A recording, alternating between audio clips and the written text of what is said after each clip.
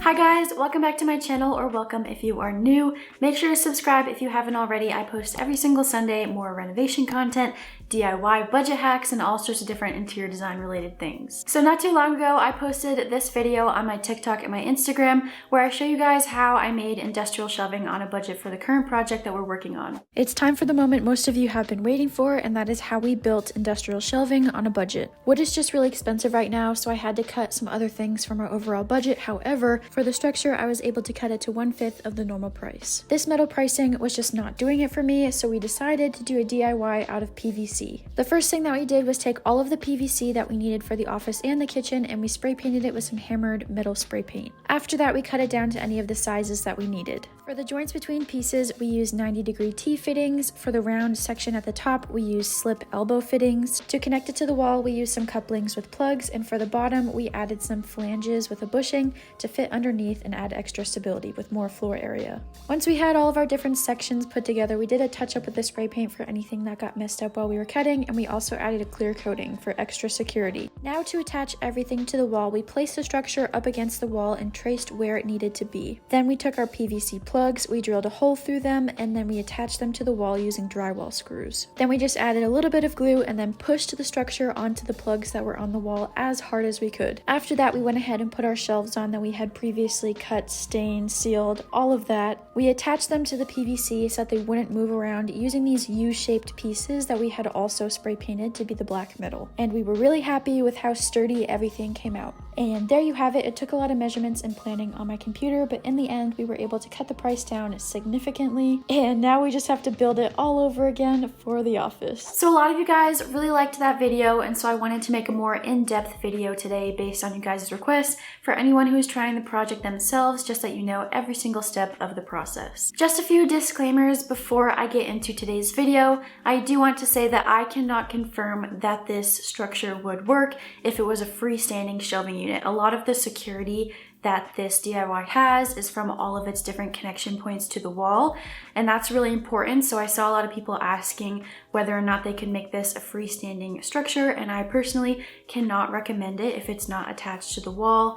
But obviously it's up to your discretion, but just be safe. I did see a lot of comments joking about how these shelves could only hold 2 books, and although it is funny, I do want to assure you guys that it does hold a lot of weight. PVC, when you cut it down, loses a lot of its give, so that is awesome. And because of all of its different connections to the wall, the unit as a whole is very strong, just like any other shelving unit. I was very rough when I was testing this out just to make sure that everything was good and safe for Sean, and it can hold a lot of weight. We put everything that he owns on these shelves, and obviously we could have put more too, but that's literally all that he had. So it can hold a lot of weight, don't worry about that. And lastly, I just want to remind you guys that this is a budget project. I get a lot of comments like, just invest the money and use metal. And yes, I agree. If you have the money to invest in a metal structure, obviously do that. But this project is for those who cannot afford it for whatever reason. But that is basically it, so let's get into the tutorial. So first things first, you're gonna wanna do some prep work. So you're gonna wanna measure out your space to determine how much piping you'll need. You will want to measure how long and deep you want your wood pieces to be before you buy your wood, and you'll also want to know how many shelves you want.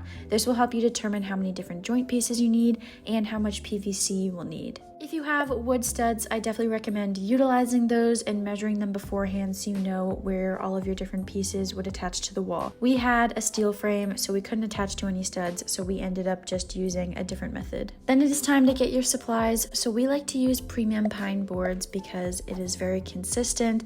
You don't have to sand it, it's already ready to go, and it's a little bit pricier, but all wood pricing is crazy right now. So our shelving was also going to be very large, so we had to use these because they were the only pieces that were large enough for us. But obviously wood selection is very personalized to whatever project you're doing, so you could totally use something else of a different size. It doesn't really matter. We ended up using 1-inch PVC pipe and suitable fittings. If you have a little bit of a more flexible budget, you could also use electrical pipe. You will need a lot of different pieces, and the amount of pieces that you need will vary based on how many shelves you have and also how many different supports you're going to have. In general, you will need the pipes themselves, you'll need T's, corners, extenders, caps, a metal floor flange for floor support, and PVC cement. Some other supplies that you will need are pipe straps. This will just help to secure the wood to your frame. You will also need either drywall screws or anchors or wood screws, depending on what you're working with, whether you have studs or just regular drywall. You will need a spray paint, and Krylon is definitely the best for plastic, and it has different type of metal textures to make it look really realistic.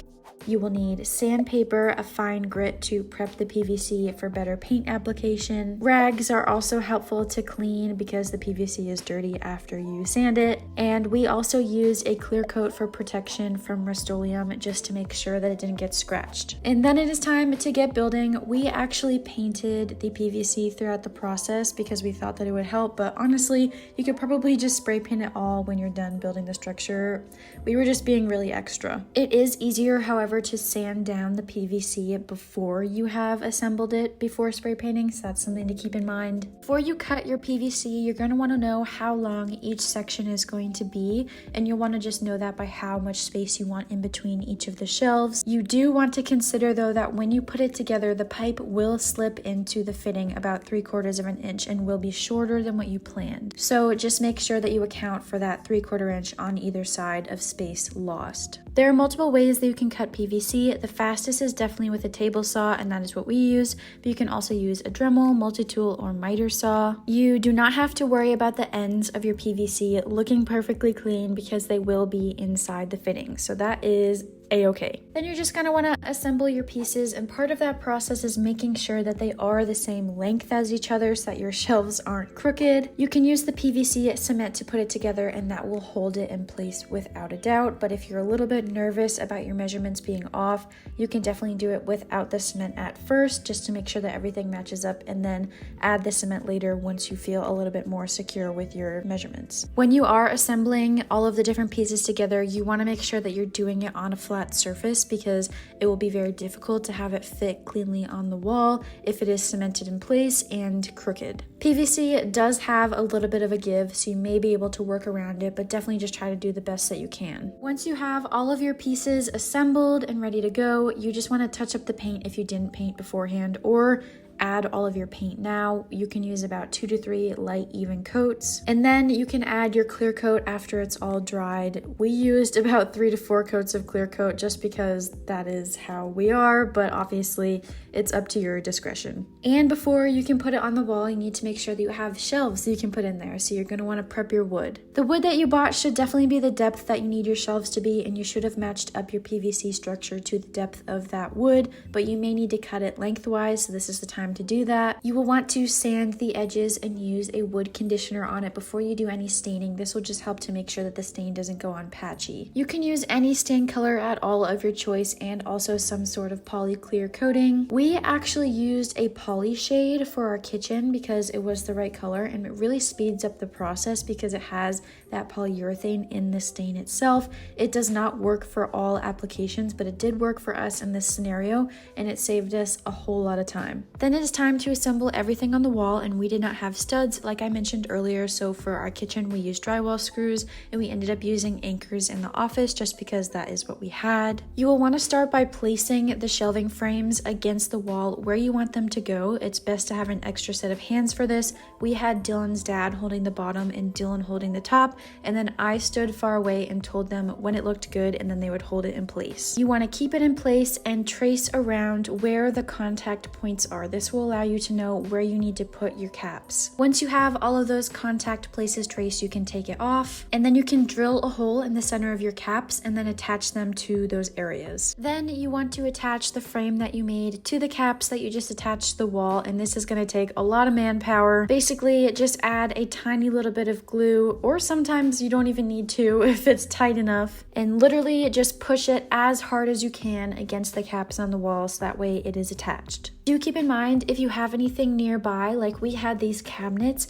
we were only able to attach the left 2 supports to the wall before we put the wood in, because otherwise we would not be able to get the wood in because the cabinets were in the way. So we put the wood in after the first 2 were secured, and then we put the last one on after the wood was already in place. Once that is done, you want to finish and secure, so we use these pipe straps just to attach the wood shelves to the piping. Not only does it secure the wood, but it also just secures the entire structure to each each other, because previously all of the different supports were not attached in any way, and now they are attached to each other. Also, another option is if you have a lot of wood hanging off the edge of your supports just based off where your studs are, you can add some little miniature brackets just to make sure that the edge of the shelves are very strong. But that is basically it. It came out really strong. I was able to use all of my weight and pull against it, and it is totally fine.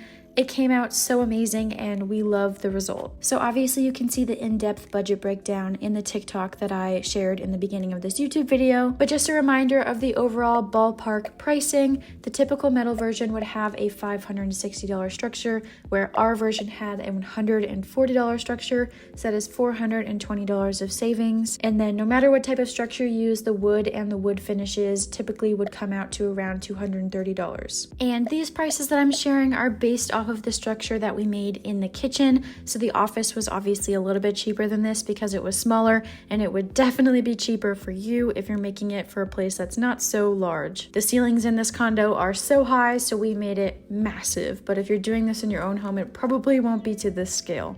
That was it for today's video. I hope you guys enjoyed it, and I hope that it was helpful for anyone who wants to try it out. If you have any specific questions, feel free to leave them down below in the comments and I will answer them, and also give this video a thumbs up if you like this kind of tutorial content, just so I know what you guys want to see more of. As always, I am so grateful that you are here, and I will see you all next Sunday for some more design stuff.